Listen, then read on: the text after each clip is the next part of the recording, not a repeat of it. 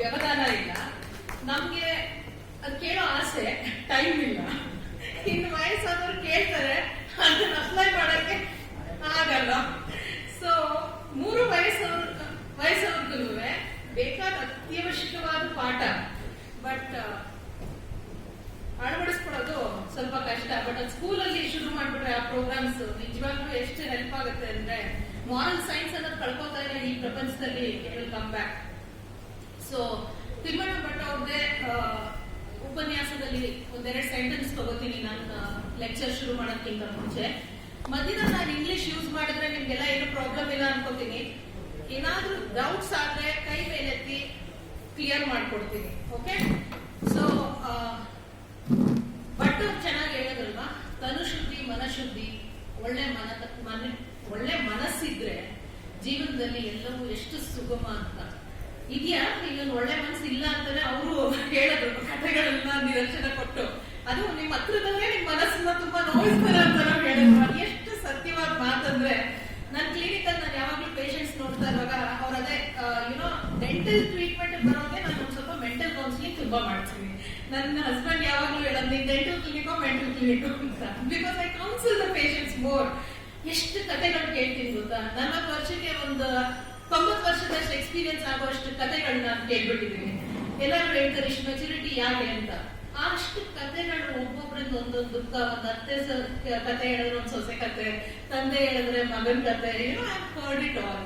So ಯಾವಾಗ್ಲೂ ಅದೇ ಮನೆಯಲ್ಲಿ ಇರೋರ್ನ ನಿಮ್ದು ಹೇಗೆ ವರ್ತನೆ ಆಗತ್ತಲ್ಲ, ಅದು ತುಂಬಾ ಮುಖ್ಯ. ಹೊರಗಿನವ್ರ ಜೊತೆ ಎಲ್ಲರೂ ಒಳ್ಳೆಯವರಾಗೆ ಇರ್ತಾರೆ, ಬಟ್ ಮನೆಯಲ್ಲಿ 24 ತಾಸು ನಿಮ್ ಜೊತೆ ಇರ್ತಾರಲ್ಲ, 365 days, ಅವ್ರಿಗೊಂದು ಒಳ್ಳೆ ಮಾತಲ್ಲಿ, ನಿಮ್ ನಡೆ ನುಡಿಯಲ್ಲಿ ಮನಸ್ಸು ನೋಯಿಸ್ತಾ ಇರ್ತಿರಲ್ಲ, ದಟ್ ಇಸ್ ವೆರಿ ಇಂಪಾರ್ಟೆಂಟ್. ಅದಂತೂ that's a take home point.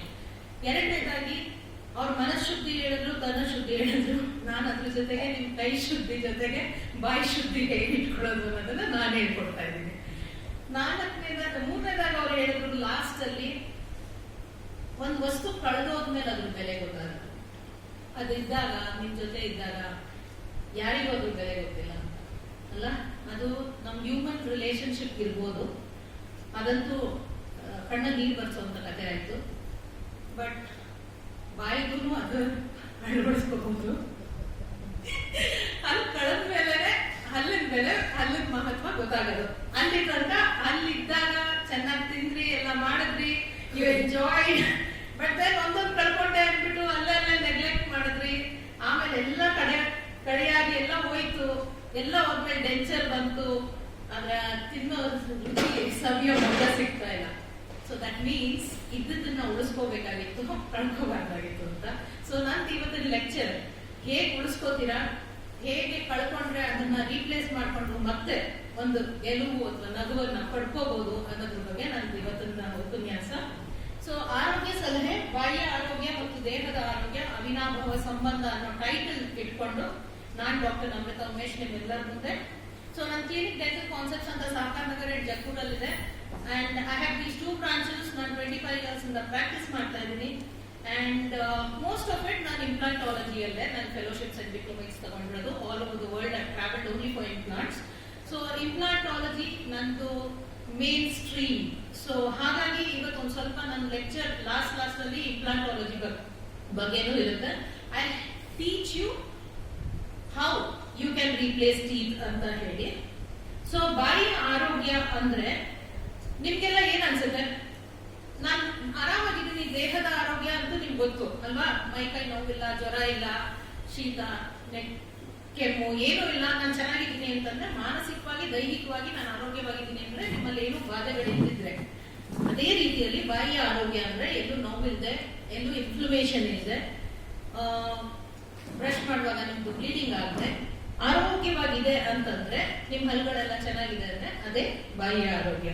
So ಅದನ್ನ ಮೇಂಟೈನ್ ಮಾಡಕ್ಕೆ ನೀವೆಲ್ಲರೂ you have to put effort. ಅದಾಗಿದೆ ಅಂತೂ ಮೇಂಟೈನ್ ಆಗಲ್ಲ. ಸೊ ಅದಕ್ಕೆ ಎಫರ್ಟ್ ಹೆಂಗ್ ಹಾಕ್ಬೇಕು ಅನ್ನೋದ್ರ ಬಗ್ಗೆನೂ ನಾನು ಹೇಳ್ತೀನಿ. ಸೊ ಕಾಸಸ್ ಏನು ಅಂದ್ರೆ, ನಿಮ್ ಬಾಯಿ ಆರೋಗ್ಯ ಹಾಳೋಗೋದಕ್ಕೆ ಏನ್ ತರ ರೀಸನ್ಸ್ ಇದೆ, ಎಷ್ಟು ತರ ರೀಸನ್ಸ್ ಇದೆ, ಏನೇನು ಆಗ್ಬೋದು ಅನ್ನೋದಕ್ಕೆ ಮೊದಲನೇದು. ಸೊ ಎನಿ ಡಿಸೀಸ್ ನಮ್ಮ ದೇಹದಲ್ಲಿ ನಮ್ಗೆ ಎಂಟ್ರಿ ಆಗ್ತಾ ಇದೆ ಅಂದ್ರೆ ಅದಕ್ಕೆ ಮುಖ್ಯ ಕಾರಣ ಒಂದು, ನಾವು ಅದ್ರ ಬಗ್ಗೆ ಗಮನ ಕೊಡದೇ ಇರೋದು. ಒಪ್ಕೋತೀರಾ?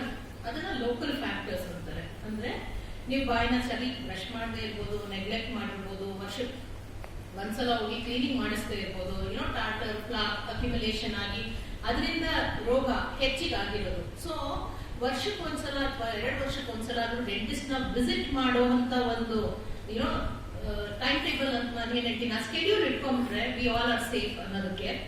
ಎರಡನೇದು ಸಸೆಪ್ಟಬಲ್ ಹೋಸ್ಟ್ ಅಂದ್ರೇನು, ಯಾವುದೋ ದೈಹಿಕ ಆರೋಗ್ಯಗಳ ಕುಗ್ಗಿದಾಗ ಇಮ್ಯೂನ್ ಸಪ್ರೆಸ್ ಆಗುತ್ತೆ. ಇಮ್ಯುನಿಟಿ ಸಪ್ರೆಸ್ ಆದ್ರೆ ದೇಹದಲ್ಲಿ ಬೇಗ ರೋಗಗಳು ಹರಡಕ್ ಶುರು ಆಗುತ್ತೆ. ಅದಕ್ಕೆ ಇಮ್ಯೂನ್ ಸಪ್ರೆಸಿಂಗ್ ಅಂತಂದ್ರೆ, ಈಗ ಫಾರ್ ಎಕ್ಸಾಂಪಲ್ ನಾವೆಲ್ಲರೂ ನೋಡಿದ್ವಿ ಕೋವಿಡ್ ಟೈಮ್ ಅಲ್ಲಿ ತಾನೆ, ಮೆಜಾರಿಟಿ ಪ್ರಾಬ್ಲಮ್ ಆಗಿದ್ದು ಕೋವಿಡ್ ಅಲ್ಲಿ ಏನಾಯ್ತು ಅಂದ್ರೆ ಇಮ್ಯುನಿಟಿ ಸಪ್ರೆಸ್ ಆಗೋಯ್ತು. ಸೊ ನೀವೆಲ್ಲ ಹೊರಗೋದ್ರೆ ಕ್ವಿಕ್ ಆಗಿ ಕ್ಯಾಪ್ಚರ್ ಆಗ್ತೀರಾ ಅಂತಾನೆ ಲಾಕ್ ಡೌನ್ ಅದೆಲ್ಲ ಮಾಡಿಸಿದ್ರು. Immune suppressing, there are many reasons ಅದಾಗ್ಲಿಕ್ಕೆ. ಕ್ರಾನಿಕ್ ಡಿಸೀಸಸ್ ನಿಮ್ ದೇಹದಲ್ಲಿದ್ರೆ ನಿಮ್ಮ ಇಮ್ಯುನಿಟಿ ಸಪ್ರೆಸ್ ಆಗೋ ಕಾರಣಗಳು ಹೆಚ್ಚಿಗೆ ಇರ್ತವೆ. ಅಂಡ್ ನೀವು ತಗೊಳ್ತಿರೋ ಮಾತ್ರೆಗಳಿರ್ಬೋದು, ನೀವು ಸಫರ್ ಆಗಿದ್ದ ರೋಗಗಳಿರ್ಬೋದು, there are so many things which reduces your immunity. So ನಿಮ್ ಕಾಸ್ಟ್ ಅಂದ್ರೆ ನೀವು ದೇಹ ಇಮ್ಯುನಿಟಿ ಕಮ್ಮಿ ಮಾಡ್ಕೊಂಡ್ರೆ ನೀವು ಸಸೆಪ್ಟಬಲ್ ಆಗ್ತೀರಾ ರೋಗಗಳಿಗೆ. So that is one of the other reason. ಮೂರನೇದು, ನಿಮ್ಮಲ್ಲಿನ ದೈಹಿಕ ರೋಗಗಳು, ಫಾರ್ ಎಕ್ಸಾಂಪಲ್ ಶುಗರ್ ಇರುತ್ತೆ, BP ಇರುತ್ತೆ, ಹೃದಯ ಸಂಬಂಧಪಟ್ಟ ತೊಂದರೆ ಇರುತ್ತೆ, ಆರ್ಥರೈಟಿಸ್ ಇರುತ್ತೆ, ಅದ್ರ ಬಗ್ಗೆ ಎಲ್ಲ ನಾನು ಮುಂದೆ ಕವರ್ ಮಾಡ್ಕೊಂಡು ಹೋಗ್ತೀನಿ. ಅದು ಸಹ ನಿಮ್ದು ಬಾಯಿ ರೋಗಕ್ಕೆ ಕಾರಣ ಆಗೋ ಸಾಧ್ಯತೆಗಳಿರುತ್ತೆ. ಎನ್ವೈರನ್ಮೆಂಟಲ್ ಫ್ಯಾಕ್ಟರ್ಸ್ ಅಂದ್ರೆ that is what I am telling you. ನೀವು ಹೇಗೆ ಬ್ರಷ್ ಮಾಡ್ಕೊಂಡು ನೀವು ಯೂಸ್ ಮಾಡೋ ಪೇಸ್ಟ್ ಇರ್ಬೋದು. ಹಿಂದಿನ ಕಾಲದಲ್ಲೆಲ್ಲ, ಅದು ಹಿಂದಿನ ಕಾಲನೇ ಆಯ್ತು, ಐ ಡೋಂಟ್ ನೋ ಇವಾಗ ಯಾರು ಮಣ್ಣು ಇಟ್ಕೆ ಎಲ್ಲ ಯೂಸ್ ಮಾಡೋದ, ರಂಗೋಲಿ ಕುಡಿಯಲ್ಲ, ದೇ ಆರ್ ಆಲ್ ಗಾನ್.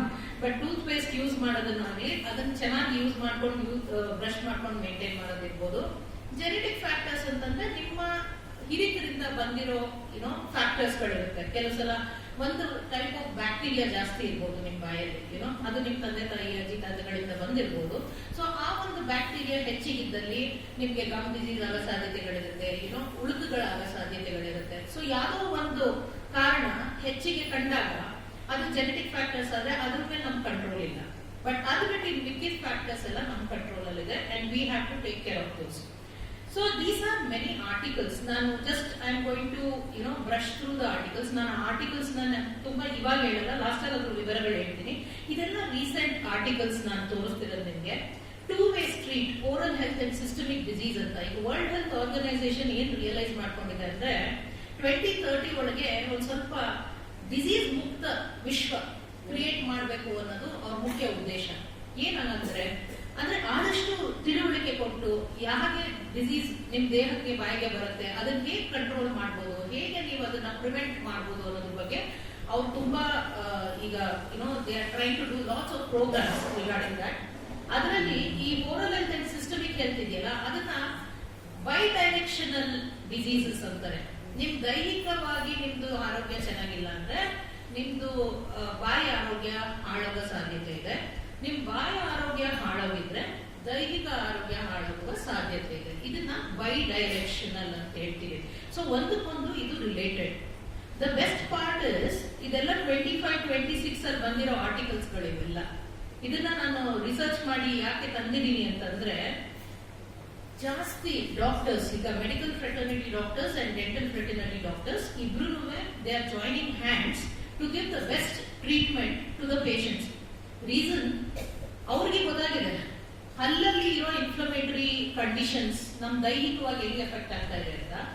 ದೈಹಿಕವಾಗಿ ಕಮ್ಮಿ ಇರೋ ಇಮ್ಯುನಿಟಿಯಿಂದ ಬಾಯಿ ಆರೋಗ್ಯ ಹೇಗೆ ಹಾಳಾಗ್ತಾ ಇದೆ ಅಂತ. ಒಳ್ಳೇದು ಏನಾಗ್ತಾ ಇದೆ ಅಂದ್ರೆ, ಈಗ ನಾವು ಎಷ್ಟೊಂದು ಜನ ಪೇಷಂಟ್ಸ್ ನಮ್ ಕ್ಲಿನಿಕ್ ರೆಫರ್ ಆಗೋದು ಮೆಡಿಕಲ್ ಪ್ರಾಕ್ಟಿಷನರ್ಸ್ ಇಂದ ಈ ಆರ್ಥರೈಟಿಸ್ ಜಾಯಿಂಟ್ ರಿಪ್ಲೇಸ್ಮೆಂಟ್ ಥೆರಪಿ ಮಾಡಿಸೋರಲ್ಲ, ಮತ್ತೆ ಆರ್ಥರೈಟಿಸ್ ಕಂಡೀಷನ್ಸ್ ಇರೋರಿಗೆಲ್ಲ ಡೈರೆಕ್ಟ್ ಆಗಿ ಡೆಂಟಿಸ್ಟ್ ಹತ್ರ ಹೋಗ್ಬಿಟ್ಟು ನನಗೆ ಸರ್ಟಿಫಿಕೇಟ್ ತಗೊಂಡ್ಬನ್ನಿ ಫಿಟ್ ಆಗಿದ್ದೀರಾ ಅಂತ, ಬಾಯಲ್ಲಿ ಏನು ಇನ್ಫ್ಲಮೇಷನ್ಸ್ ಇಲ್ಲ ಅಂತ, ಬಾಯಲ್ಲಿ ಏನು ರೋಗ ಇಲ್ಲ ಅಂತ, ಹಾಗಾದ್ರೆ ನಾನು ನಿಮಗೆ ಟ್ರೀಟ್ಮೆಂಟ್ ಕೊಡ್ತೀನಿ. So that's a very good sign. ಯಾಕೆಂದ್ರೆ ಅದು realisation was very important. Cardiovascular conditions ಅಂದ್ರೆ ಈಗ ಕಾರ್ಡಿಯಾಲಜಿಸ್ಟ್ ಸಹ first thing they are doing is dentist ಇಂದ ನಮ್ಗೆ ನಿಮ್ಮ ಬಾಯಿ ರೋಗಗಳಿಂದ ಫ್ರೀ ಮುಕ್ತವಾಗಿದೆ ಅನ್ನೋದನ್ನ ಒಂದು ಲೆಟರ್ ಬರೆಸ್ಕೊಂಡ್ ಬನ್ನಿ ಅಂತ ಕಳಿಸ್ತಾರೆ. ಸೊ ಕಾರ್ಡಿಯಾಲಜಿಸ್ಟ್ ಗಳು ಈ ತರ ಯೋಚನೆ ಮಾಡ್ತಾ ಇದ್ದಾರೆ ಅಂತಂದ್ರೆ that is another advancement of oral diseases, ಹೇಗೆ systemic conditions ನ ಎಫೆಕ್ಟ್ ಮಾಡುತ್ತೆ ಅಂತ. These all advancements are really a good sign because major diseases ಶುರು ಆಗ್ತಾ ಇರೋದು ಬಾಯಿಂದ. ಬಾಯಲ್ಲಿರೋ bacterias different parts of the ಬಾಡಿಗೆ ಹೋಗ್ಬಿಟ್ಟು ಹೇಗೆ ಒಂದೊಂದು ಕಾಯಿಲೆಗಳನ್ನ ಶುರು ಮಾಡ್ತಾ ಇದೆ ಅನ್ನೋದಕ್ಕೆ ತುಂಬಾ ರಿಸರ್ಚ್ ಗಳಾಗೋಗಿದೆ.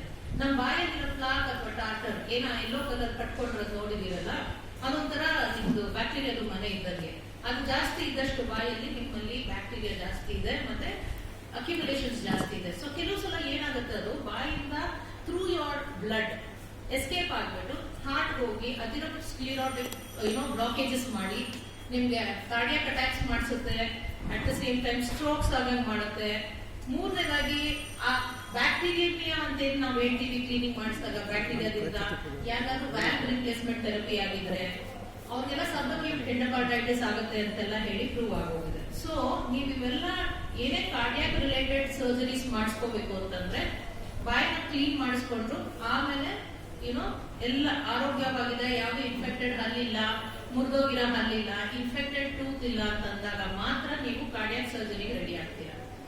ಸಿಮಿಲರ್ಲಿ ನಿಮ್ದು ಜಾಯಿಂಟ್ ರೀಪ್ಲೇಸ್ಮೆಂಟ್ ಥೆರಪೀಸ್ಗೆಲ್ಲ ಹೋಗ್ಬೇಕಾದ್ರೂ ಅಷ್ಟೇ ಬಾಯಲ್ಲಿ ಯಾವುದೇ ರೀತಿಯ ಇನ್ಫೆಕ್ಷನ್ ಇಟ್ಕೊಡ್ದು ಆ ಇನ್ಫೆಕ್ಷನ್ ನಾವು ಸೆಟಲ್ ಮಾಡಿಬಿಟ್ಟು ಗಿಸ್ಬಿಟ್ಟು ಅಂಡರ್ಗೋ ಟ್ರೀಟ್ಮೆಂಟ್ ಅಂದಾಗಲೇ ಆ ಟ್ರೀಟ್ಮೆಂಟ್ ಆಗೋ ಸಾಧ್ಯತೆಗಳಿರುತ್ತೆ. ಸಿಮಿಲರ್ ಕನ್ಸ್ಟೆಂಟ್ಸ್ ಅಲ್ಲಿ ನಿಮೋನಿಯಾ ಇದ್ದವ್ರಿಗೆ, ಲಂಗ್ ಡಿಸೀಸ್ ಇದ್ದವ್ರಿಗೆ, ಕ್ರಾನಿಕ್ ಕಿಡ್ನಿ ಡಿಸೀಸ್ ಇದ್ದವ್ರಿಗೆ, ಇವರೆಲ್ಲರಿಗೂ ಅಷ್ಟೇ ಈ neurologist also is taking our consent that is free of dental disease ಅಂದಾಗ ಮಾತ್ರ they go ahead and start the treatment. ಇಲ್ಲ ಅಂತಂದ್ರೆ they send that particular person for us to take care of that particular persons oral health. So this is how medical and dental fraternity has joined hands in many aspects, and ಇವೆಲ್ಲ important aspects ಆಗಿದೆ ಈಗ. So ಹೇಗೆ ಇವೆಲ್ಲ ದೈಹಿಕ ರೋಗಗಳು ಬಾಯಿಯ ಆರೋಗ್ಯನ ಅಥವಾ ಬಾಯಿಯ ಅನಾರೋಗ್ಯಗಳು ದೈಹಿಕ ಆರೋಗ್ಯನ ಹೇಗೆ ಡಿಸ್ಟರ್ಬ್ ಆಗ್ತಾ ಇದೆ ಅಂತಂದ್ರೆ, ಇಲ್ಲಿ ನಾನು ತೋರಿಸಿರೋ ಚಾರ್ಟ್ ಪ್ರಕಾರ ಏನೇ ಆಗ್ಲಿ ಈಗ ಕ್ರಾನಿಕ್ ಇನ್ಫ್ಲಮೇಷನ್ ಅನ್ನೋದು ಏನ್ ನಮ್ಮ ದೇಹದಲ್ಲಿರುತ್ತೆ ಅಂದ್ರೆ ಇನ್ಫ್ಲಮೇಷನ್ ಮಾರ್ಕರ್ಸ್ ಅಂತ ಒಂದಿರುತ್ತೆ ನಮ್ಮ ದೇಹದಲ್ಲಿ. ಎಲ್ಲೇ ಒಂದ್ ಕಡೆ ಏನಾದ್ರೂ ಒಂದು ಸ್ಮಾಲ್ ಪ್ರಾಬ್ಲಮ್ಸ್ ಇದ್ರು ಆ ಇನ್ಫ್ಲಮೇಟರಿ ಮಾರ್ಕರ್ಸ್ ಎಲ್ಲ ಕಡೆ ಕಾಣಿಸ್ಕೊಳ್ಳೋಕೆ ಶುರು ಆಗೋಗುತ್ತೆ.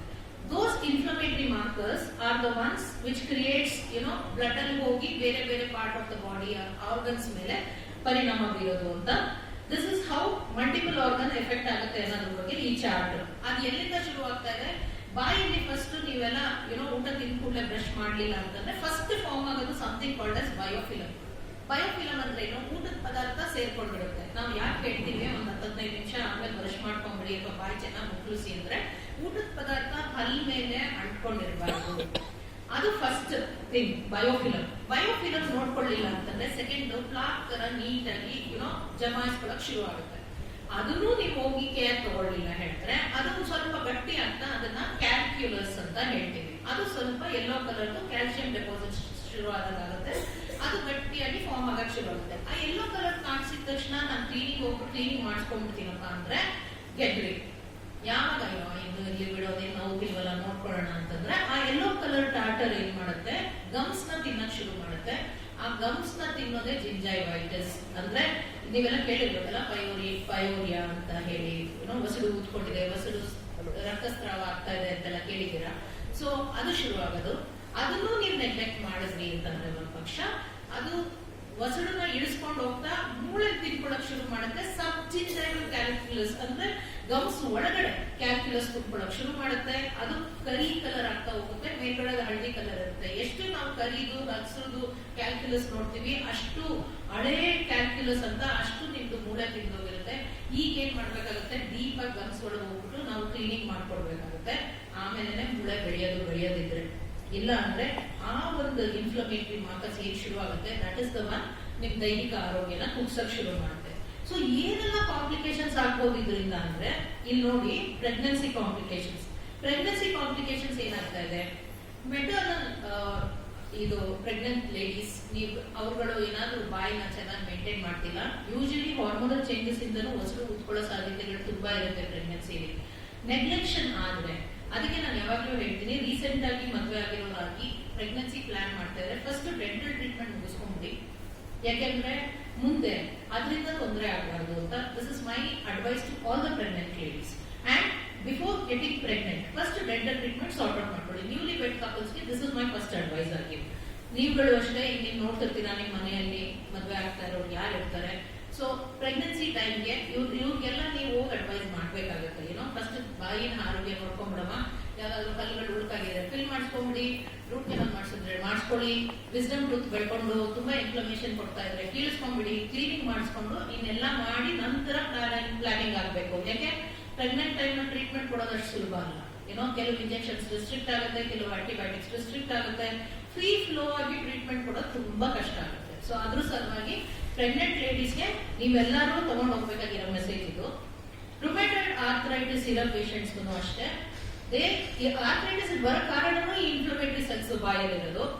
ಮತ್ತೆ respiratory disease, lower respiratory tract infection ಅಂತ ಏನ್ ಹೇಳ್ತೀವಿ, ನಿಮೋನಿಯಾ ಇರ್ಬೋದು, ಕ್ರಾನಿಕ್ ಅಬ್ಸ್ಟ್ರಕ್ಟಿವ್ ಪಲ್ಮನರಿ ಡಿಸೀಸ್, ಅದು ಸಹ ಪಾಸಿಬಲಿ ಕಾಸಸ್ ಆಗಕ್ಕೆ ಕಾರಣ ನಿಮ್ಮ ಬಾಯಲ್ಲಿರೋ ಬ್ಯಾಕ್ಟೀರಿಯಾ. ಡಯಾಬಿಟೀಸ್, ಈಗ diabetes is also by directional. Sugar ಇರೋರ್ಗೆ ಗಮ್ ಡಿಸೀಸ್ ಜಾಸ್ತಿ, ಗಮ್ ಡಿಸೀಸ್ ಇರೋರ್ಗೆ ಶುಗರ್ ಜಾಸ್ತಿ. So it's very difficult. ಅದಕ್ಕೆ ನಿಮ್ದು ಬಾಯಿ ಆರೋಗ್ಯ ಚೆನ್ನಾಗಿ ಮೇಂಟೈನ್ ಮಾಡಿದವ್ರಿಗೆ HbA1c ಚೆನ್ನಾಗಿ ಕಂಟ್ರೋಲ್ ಆಗಿರೋ ರಿಸರ್ಚ್ ಬಂದ್ಬಿಟ್ಟಿದೆ. ಸೊ ಎರಡು ಅಷ್ಟು ಇಂಪಾರ್ಟೆಂಟ್ಲಿ ನಾವ್ ಎಷ್ಟೊಂದು ಕೇಸಸ್ ನ ಬರೀ ಬಾಯಲ್ಲಿರೋ ಹಲ್ಲುಗಳದ್ದು ಹೇಗಿದೆ ಅಂತ ಪೆರಿಯೋಡಾಂಟಲ್ ಕಂಡೀಷನ್ಸ್, ಪೆರಿಯೋಡಾಂಟಲ್ ಅಂದ್ರೆ ಹಲ್ಲನ್ನ ಸಪೋರ್ಟ್ ಮಾಡಿರೋ ಒಂದು ಸ್ಟ್ರಕ್ಚರ್, ಅದು ಆ ಲಿಗಮೆಂಟ್ ಹೇಗಿದೆ ನೋಡ್ಕೊಂಡ್ರೆ ನಾವು ಎಷ್ಟೊಂದು ಜನಕ್ಕೆ ಶುಗರ್ ನ ಸಹ ಡಯಾಗ್ನೋಸ್ ಮಾಡಿರೋದು ಉಂಟು. ಶುಗರ್ ಟೆಸ್ಟ್ ಕಳಿಸಿದೀವಿ, ಪಾಸಿಟಿವ್ ರಿಪೋರ್ಟ್ಸ್ ಬಂದಿರೋದು, ಅವ್ರು ಡಯಾಬಿಟಿಕ್ಸ್ ಅಂತ ಆಮೇಲೆ ಗೊತ್ತಾಗಿರೋದು, ಇವೆಲ್ಲ ವಿ ಆರ್ ಡಯಾಗ್ನೋಸಿಂಗ್. ಯಾಕೆ ಪಾಸಿಬಲ್ ಆಯ್ತು ಅಂತಂದ್ರೆ ಅಷ್ಟೊಂದು ಈಗ ರಿಸರ್ಚ್ ಆಗೋಗಿದೆ. ಸೊ ಕಾರ್ಡಿಯೋವಾಸ್ಕ್ಯುಲರ್ ಡಿಸೀಸಸ್ ಬಗ್ಗೆ ನಾನು ಹೇಳಿದ್ದೀನಿ. ಅಥಿರೋಸ್ಕ್ಲಿರೋಸಿಸ್ ಅಂದ್ರೆ ಅದೇ ಬ್ಲಾಕೇಜಸ್ ಏನಾಗುತ್ತೆ ಹಾರ್ಟ್ ಅಲ್ಲಿ, ಅದಕ್ಕೆ ಒನ್ ಆಫ್ ದ ಕಾರಣ ಬಾಯಲ್ಲಿರೋ ಕ್ಯಾಲ್ಕ್ಯುಲಸ್ ಅಂತಾಗಿದೆ. Stroke, hypertension, heart failure, coronary artery disease ಇವೆಲ್ಲ ಆಗೋ ಸಾಧ್ಯತೆ ಇದೆ ಅಂತಾನು ಪ್ರೂವ್ ಆಗಿದೆ. So so chronic kidney disease ಇದು ತುಂಬಾ ಇಂಪಾರ್ಟೆಂಟ್ ಆಗುತ್ತೆ. ಇನ್ಫ್ಲಮೇಟರಿ ಕಂಡೀಷನ್ಸ್ ಬಾಯಲ್ಲಿ ಜಾಸ್ತಿ ಇದ್ರೆ, ಇನ್ಫ್ಲಮೇಟರಿ ಮಾರ್ಕರ್ಸ್ ಜಾಸ್ತಿ ಇದ್ರೆ, that is what I'm telling. Endothelial damage ಅಂದ್ರೆ ಒಂದು ಸೆಲ್ ಡ್ಯಾಮೇಜ್ ಆಗ್ಬಿಟ್ಟು kidney progression of kidney disease is fast. Metabolic syndrome and obesity, ನಾವ್ ಯಾವಾಗ್ಲೂ ಹೇಳ್ತೀವಲ್ಲ ಚೆನ್ನಾಗಿ ಕಚ್ಚಿ ತಿನ್ನೋದು ಇಂಪಾರ್ಟೆಂಟ್ ಅಂತ. ವಯಸ್ಸಾಗ್ತಾ ಆಗ್ತಾ ಅಗಿಯೋದು ತುಂಬಾ ಇಂಪಾರ್ಟೆಂಟ್ ಆಗುತ್ತೆ. ನಮ್ಗೆ ಏನ್ ಅನ್ಸುತ್ತೆ, ಅಯ್ಯೋ ನಾನೆಲ್ಲ ಮೆತ್ತಗಿರೋ ತಿಂತೀನಿ ಬಿಡಿ ಡಾಕ್ಟರ್, ನನ್ಗೆ ಯಾಕೆ ಕಲ್ಬೇಕು, this is a common sentence. But ನಾನು ಹೇಳೋದು ವಯಸ್ಸಾಗ್ತಾ ಆಗ್ತಾ ನಿಮ್ ಇಂಟೆಸ್ಟೈನಲ್ ಕೆಪಾಸಿಟಿಗಿಂತ ಬಾಯಲ್ಲಿ ಚೆನ್ನಾಗಿ ಅಗದು ತಿನ್ನೋದೇ ಡೈಜೆಷನ್ ಇಂಪಾರ್ಟೆಂಟ್ ಆಗುತ್ತೆ. So you have to eat very very very well. ಅದು ಸ್ಲೋ ಆಗಿ ಚೂ ಮಾಡ್ಕೊಂಡು ತಿನ್ನೋದು ಮಕ್ಳಿಗೆ ಹೇಳೋದು. ವಯಸ್ಸಾಗ್ತಾ ಆಗ್ತಾ ನೀವು ಸ್ಲೋ ಆಗಿ ಚೂ ಮಾಡ್ಕೊಂಡು ತಿನ್ಬೇಕು ಅಂತಂದ್ರೆ ಹಲ್ಲುಗಳು ತುಂಬಾ ರೋಬೋಸ್ಟ್ ಆಗಿರ್ಬೇಕು. ಸೊ ಡೈಜೆಷನ್ ಇಂಪಾರ್ಟೆಂಟ್ ಆಗುತ್ತೆ. ಅದಕ್ಕೆ ವಯಸ್ಸಾಗ್ತಾ ಇರೋದು ಯಾಕೆ ಈ ಒಬೆಸಿಟಿ ಜೊತೆಗೆ ಮಲಬದ್ಧತೆ, ಡೆಫಿಕೇಶನ್ ಸರಿಯಾಗಿ ಆಗ್ತಾ ಇರಲ್ಲ. So many digestion problems. ಯಾಕಂಗ ಆಗ್ತಾ ಇದೆ ಅಂತಂದ್ರೆ ಹಲ್ಲು ಕಳ್ಕೊಂಡಿರ್ತಾರೆ, ಕಟ್ಟಿಸ್ಕೊಡಕ್ ಬಂದಿರಲ್ಲ, ಅಗ್ಯಾಕ್ ಆಗ್ತಾ ಇಲ್ಲ, ಹಾಗೆ ನುಂಗ್ತಾ ಇದ್ದಾರೆ. So much of problem happening. ಎಷ್ಟೊಂದು ಜನ 85, 83 ಇಯರ್ ಓಲ್ಡ್ ಪೇಷಂಟ್ಸ್ ಗೆ ಲೆಕ್ಚರ್ ಕೊಟ್ಟ ಮೇಲೆ ವೆನ್ ದೇ ಸ್ಟಾರ್ಟೆಡ್ ಅದನ್ನು ತಿನ್ನಕ್ಕೆ, ಡಾಕ್ಟರ್ ಕಡಕ್ ರೊಟ್ಟಿ ಎಲ್ಲ ಟೇಸ್ಟ್ ಮಾಡ್ತಾ ಇದೀನಿ, ಎಷ್ಟು ಬಾಡಿ ಚೆನ್ನಾಗಿ ಅನಿಸ್ತಾ ಇದೆ ಗೊತ್ತಾ, ಎಷ್ಟು ಹಗುರ ಆಗ್ತಾ ಇದೆ ಗೊತ್ತಾ, ಕೇಳೋದಕ್ಕೆ ಖುಷಿ ಆಗುತ್ತೆ. ಯಾಕೆ ಅಂದ್ರೆ ಆ ಹಲ್ಲು ಇಲ್ಲದೆ ಇರೋದು ಆ ಪ್ರಾಬ್ಲಮ್ಗಳು ಪಾಸ್ ಆಗ್ತಾ ಇತ್ತು ಅಂತ they understood that is very important. ಮತ್ತೆ ಆಲ್ಝೀಮಿಯರ್ಸ್ ಡಿಸೀಸ್ ಕೇಳ್ತೀರಲ್ಲ, ಮರುವು ಹೇಗೆ ಆಗ್ತದೆ ಅಂತ ಹೇಳಿ, ಅದಕ್ಕೆಲ್ಲ ಕಾರಣನೇ ಇದು. There is oral bacterial inflammatory markers. Again brain ಗೆ ಮೂವ್ ಆಗಿ, ಬ್ಯಾಕ್ಟೀರಿಯಾ ಅಂದ್ರೆ ಏನು, ಬ್ಲಡ್ ಅಲ್ಲಿ ಬ್ಯಾಕ್ಟೀರಿಯಾ ಕಾಣೋದು. ಎಲ್ಲಿಂದ ಕಾಣಿಸ್ತಾ ಇದೆ, ಎಲ್ಲೋ ಒಂದ್ ಕಡೆ ಇನ್ಫ್ಲಮೇಟರಿ ಮಾರ್ಕರ್ಸ್ ಉತ್ಪಾದನೆ ಮಾಡ್ತಾ ಇದೆ ದೇಹ. ಎಲ್ಲಿ, ಕೆಲವು ಸಲ ಯಾವಾಗಲೂ ಬಾಯಲ್ಲೇ ಇರ್ಬೋದು. ಸೊ ಅಲ್ಲಿಂದ ಎಲ್ಲಿಗೋ ಸ್ಪ್ರೆಡ್ ಆಗ್ತಾ ಇದೆ. ಯಾಕಂದ್ರೆ ದೇಹದಲ್ಲಿ ಇನ್ನೆಲ್ಲ ನಿಮ್ಗೆ ಇನ್ಫ್ಲಮೇಷನ್ ಇದ್ರೆ you get to know it immediately and you immediately go meet the doctor. ಅದೇ ಬಾಯಲ್ಲಿ ಇನ್ಫ್ಲಮೇಟರಿ ಕಂಡೀಷನ್ ಕಂಟಿನ್ಯೂಸ್ ಆಗಿ ನಡೀತಾ ಇದೆ. ಯಾಕೆ ನಡೀತಾ ಇದೆ, ಎಷ್ಟೊಂದು ಜನ ಇಲ್ಲಿ ಹಲ್ಲು ಮುರಿದೋಗಿರ್ಲಿ, ಉಳುಕಾಗಿರ್ಲಿ, ಆ ಥರ್ಡ್ ಸ್ಟೇಜ್ ಹೊಟ್ಟೋಗಿರುತ್ತೆ, ಪಸ್ ಬಂದಿರುತ್ತೆ, ಊದ್ಕೋತಾ ಇರುತ್ತೆ, ಆದ್ರೂ ಡೆಂಟಿಸ್ಟ್ ಹತ್ರ ಹೋಗಲ್ಲ. ದೇಹದ ಕ್ರಾನಿಕ್ ಇನ್ಫ್ಲಮೇಷನ್ ಅದು ನಿಮ್ ದೇಹದ್ದು ಇದನ್ನ ಚೇಂಜ್ ಮಾಡ್ತಾ ಇದೆ, ಬ್ಯಾಕ್ಟೀರಿಯಲ್ ಫ್ಲೋರಾ. ಅದನ್ನ ಯಾರು ಅರ್ಥ ಮಾಡ್ಕೋತಾ ಇಲ್ಲ. ಇಲ್ಲಿ ಬಿಡಿ ಡಾಕ್ಟರ್ 32 ಅಲ್ಲ ಒಂದಲ್ತ, ಒಂದು ಹಲ್ಲಿ ಏನ್ ಮಾಡ್ತಾ ಇದ್ರೆ ಅಂತ ಯಾರು ಯೋಚನೆ ಮಾಡ್ತಾ ಇಲ್ಲ. ಅದೇ ಒಂದು ಕೊನೆ ಬೆರಳಾಗಿರ್ಲಿ, ಅದೇ ಒಂದು ಕಾಲು ಬೆರಳಾಗಿರ್ಲಿ, ಕಟ್ ಮಾಡಿ ಯಾಕೆ ಎಸಿತಾರೆ ಹೇಳಿ, ಗ್ಯಾಂಗ್ರೀನ್ ಕೇಸಸ್ ಅಲ್ಲಿ ಅದು ಮುಂದೆ ಸ್ಪ್ರೆಡ್ ಆಗಬಾರ್ದಂತ. ಬಹಳ ಒಳ್ಳೆದಾಗ್ತಾ ಇದೆ. Understand, that is so important. ನಮ್ಮ ಮನೆಯಲ್ಲೆಲ್ಲ ನಾವು ಯಾಕೆ ಅಡಿಗೆ ಮನೆಯಲ್ಲಿ ಆ ಬಚ್ಚಲನ್ನ ಎಷ್ಟು ನೀಟಾಗಿ ಉಜ್ಜಿ ಕ್ಲೀನ್ ಇರ್ತೀವಿ, ಬ್ಯಾಕ್ಟೀರಿಯಾ ಅಲ್ಲಿಂದ ಬಂದು ನಿಮ್ಮ ಅಡಿಗೆಗೆ ಸೇರ್ಕೊಡುತ್ತೆ ಅಂತ. ನಮ್ಮಮ್ಮ ನನ್ನ ಚಿಕ್ಕದ್ರಲ್ಲಿ ಏನಾದ್ರೂ ಅಕಸ್ಮಾತ್ ಆಗಿ ಬಚ್ಚಲ ಹತ್ರ ಇಟ್ಟಿದ್ರೆ ತೆಗಿಯೋದು ಮೊದಲು, ತೆಗಿಯೋದನ್ನ ಮೊದಲು. ಯಾಕೆ, ಅಲ್ಲಿನ ಬ್ಯಾಕ್ಟೀರಿಯಾ ಬರಲ್ವಾ, ಇನ್ನು ಚಿಕ್ಕದಿಂದ ಹೇಳ್ಕೊಟ್ರು ಕೊಡೋ ವಿಷಯ ಅದು. ಸಿಮಿಲರ್ ಕಂಟೆಂಟ್ ಬಾಯಿಂದ ಬರೋ ಬ್ಯಾಕ್ಟೀರಿಯಾ ದೇಹಕ್ಕೆ ಹೋಗ್ತಾ ಇದೆ. ಸೊ ಬಾಯಿ ಶುದ್ಧ ಇದ್ದಷ್ಟು ನಿಮ್ಮ ದೇಹದ ಆರೋಗ್ಯ ಶುದ್ಧ. ಬೇಸಿಕ್ ಪ್ರಿನ್ಸಿಪಲ್ ಅದು. ಆ ಎಲ್ಲ ಕ್ಲಿನಿಕ್ ಟೇಕ್ ಹೋಮ್ ಮೆಸೇಜ್ ಏನು? ಫಸ್ಟ್ ಅಂಡ್ ಫಾರ್ಮೋಸ್ಟ್ ಡೆಂಟಿಸ್ಟ್ ನ ವಿಸಿಟ್ ಮಾಡೋದು ಅಭ್ಯಾಸ ಮಾಡ್ಕೊಳ್ಳಿ. ನಿಮ್ಮಲ್ಲಿ ಏನಾದ್ರೂ ಗಮ್ ಡಿಸೀಸ್ ಇದೆಯೋ ಅಥವಾ ಇನ್ನೇನೋ ಕ್ರಾನಿಕ್ ಇನ್ಫ್ಲಮೇಟರಿ ಡಿಸೀಸ್ ಇದೆಯೋ ಬಾಯಲ್ಲಿ, ಇನಿಷಿಯಲ್ ಸ್ಟೇಜಸ್ ಅಲ್ಲಿ ನೀವು ಡಯಾಗ್ನೋಸ್ ಮಾಡಿದಷ್ಟು ಇನ್ಫ್ಲಮೇಷನ್ ಕಮ್ಮಿ ಆದಷ್ಟು, ನಿಮ್ದು ದೇಹದ ಇನ್ಫ್ಲಮೇಟರಿ ಕಮ್ಮಿ ಆದಷ್ಟು ಓವರ್ ಆಲ್ ಹೆಲ್ತ್ ಚೆನ್ನಾಗಿರುತ್ತೆ ಅನ್ನೋದೇ ಈ ಆರ್ಟಿಕಲ್ದು ಇದು ತಾತ್ಪರ್ಯ. ಎರಡನೇದಾಗಿ ನಮ್ಮ ಈ ಒಂದು 50 and above ಏಜ್ ಗ್ರೂಪ್ ಅಲ್ಲಿ ಅಪ್ ಟು 85-90 ನಾವೆಲ್ಲ ಯಾವ್ದಾದ್ರು ಒಂದು ಟ್ಯಾಬ್ಲೆಟ್ ಮೇಲೆ ಇರ್ತೀವಿ, ಹೌದಾ? ಅಂಡ್ ಆ ಟ್ಯಾಬ್ಲೆಟ್ಗಳು ಇವತ್ತು ನುಂಗ್ಬಿಟ್ಟು ನಾಳೆ ಮುಗಿತಂತ ಇಲ್ಲ. ಒಂಥರ ಜೀವನ ಪೂರ್ತಿ ನಮ್ಮ ಜೊತೆಗೆ ಸಹಪಾಠಿಗಳಾಗಿ ಬಂದು ಸೇರ್ಕೊಂಡ್ಬಿಟ್ಟಿದೆ. ಸೊ ಟ್ಯಾಬ್ಲೆಟ್ಸ್ಗಳು ಈ ಜೀವನ ಅವಧಿನ ಜಾಸ್ತಿ ಮಾಡಿರೋದು ಉಂಟು. At the same time complications ಜಾಸ್ತಿ ಮಾಡಿರೋದು ಉಂಟು. ಸೊ ಒಂದೊಂದು ಮಾತ್ರೆಗಳಿಂದ ಒಂದೊಂದು ಪ್ರಾಬ್ಲಮ್ಗಳು ಆಗೋ ಸಾಧ್ಯತೆಗಳಿರುತ್ತೆ. ನೀವು ಯಾವತ್ತೇ ಆಗಲಿ ಡೆಂಟಿಸ್ಟ್ ನ ಹೋಗಿ ಭೇಟಿ ಆದಾಗ ನಾನು ಈ ಪರ್ಟಿಕ್ಯುಲರ್ ಮಾತ್ರೆ ತಗೋತಾ ಇದ್ದೀನಿ, ಈ ಪರ್ಟಿಕ್ಯುಲರ್ ರೋಗಕ್ಕೆ ತಗೋತಾ ಇದ್ದೀನಿ ಅಂತ ಏನ್ ಹಿಸ್ಟ್ರಿ ಕೊಡ್ತಿರಲ್ಲ, ದಟ್ ಇಸ್ ವೆರಿ ಇಂಪಾರ್ಟೆಂಟ್. ಆ ಹಿಸ್ಟ್ರಿ ಕೊಡೋದನ್ನ ಯಾರು ತಪ್ಪಿಸಬಾರ್ದು. ಅಂಡ್ ಆ ಡಾಕ್ಟರ್ಸ್ಗೂ ಸಹ ಯಾವ ಮಾತ್ರೆ ತಗೋತಾ ಇದ್ದೀರಾ, ಆ ಮಾತ್ರೆಯಿಂದ ದೈಹಿಕವಾಗಿ ಜೊತೆಗೆ ಬಾಯಿಯ ಆರೋಗ್ಯಕ್ಕೆ ಏನು ತೊಂದರೆ ಆಗುತ್ತೆ ಅನ್ನೋದ್ರ ಬಗ್ಗೆ ಚಲೋ ತಿಳಿದು ಇರ್ಬೇಕು. ಅದು ತಿಳಿದು ಇದ್ದಾಗ್ಲೇನೆ ನಿಮ್ಗೆ ಆ ಮಾತ್ರೆಯಿಂದ ಏನಾಗ್ತಾ ಇದೆ ಅಂತ. ಯಾಕೆಂದ್ರೆ ಈಗ ರಿಸರ್ಚ್ ಪ್ರೂವ್ ಆಗಿದೆ. ನಾವೆಲ್ಲ ಎಷ್ಟೊಂದ್ ಜನ ಗ್ಯಾಸ್ಟ್ರಿಕ್ ಟ್ಯಾಬ್ಲೆಟ್ ತಗೋತಿರ್ತೀವಿ ತಾನೆ, ಪ್ರೋಟೀನ್ ಪಂಪ್ ಇನ್ಹಿಬಿಟರ್ಸ್ ಅಂದ್ಬಿಟ್ಟು ಪ್ಯಾಂಟೋಪ್ರಜಾಲ್, ಒಮೆಪ್ರಜಾಲ್ ಇವೆಲ್ಲ ಕೊಡ್ತಾ ಇರ್ತಾರಲ್ಲ, ಪ್ಯಾಂಡಿ ಅವೆಲ್ಲ. ಸೊ ಈ ಟ್ಯಾಬ್ಲೆಟ್ಸ್ ಇಂದ ಇಂಪ್ಲಾಂಟ್ ಹಾಕಿಸ್ಕೊಂಡವ್ರಿಗೆ ಇಂಪ್ಲಾಂಟ್ ಮೂಳೆ ಕೂಡ್ಕೊಳ್ಳಲ್ಲ ಅನ್ನೋದು ಹೊಸ ರಿಸರ್ಚ್. ವಿಟಮಿನ್ D3 ಕೊರತೆ ಇರೋರಿಗೆ ಇಂಪ್ಲಾಂಟ್ ಕೂಡ್ಕೊಳ್ಳಲ್ಲ ಅನ್ನೋದು ಅನದರ್ ರಿಸರ್ಚ್.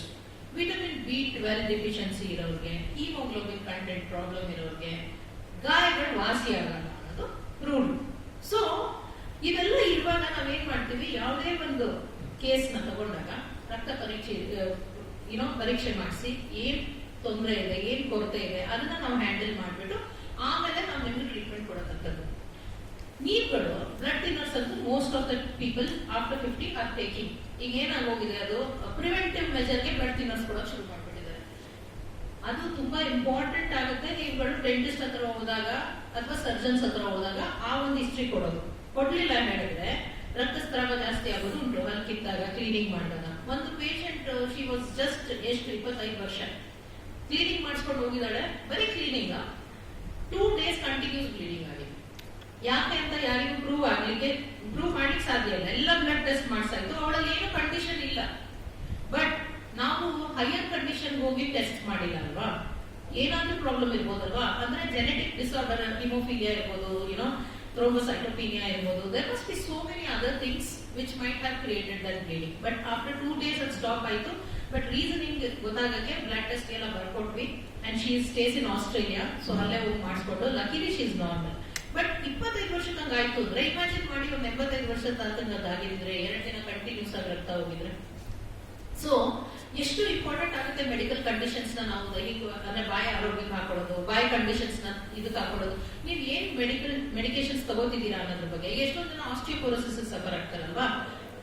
ಕಾಮನ್ ವಿಮೆನ್ ಅಲ್ಲಿ ಅಂತಾರೆ, ಗಂಡಸರಲ್ಲೂ ಆಸ್ಟಿಯೋಪೋರೋಸಿಸ್ ಕಾಮನ್. ಈಗ ಯಾಕೆ? ಮೂಳೆ ತುಂಬಾ ವೀಕ್ ಆಗೋದು ಉಂಟು, ಅದಕ್ಕೆ ಅಂತ ಮಾತ್ರೆಗಳು ಕೊಡ್ತಾರೆ. ಅದನ್ನ ನೀವು ಡೆಂಟಿಸ್ಟ್ ಗಳು ಕೇಳಲೇಬೇಕು.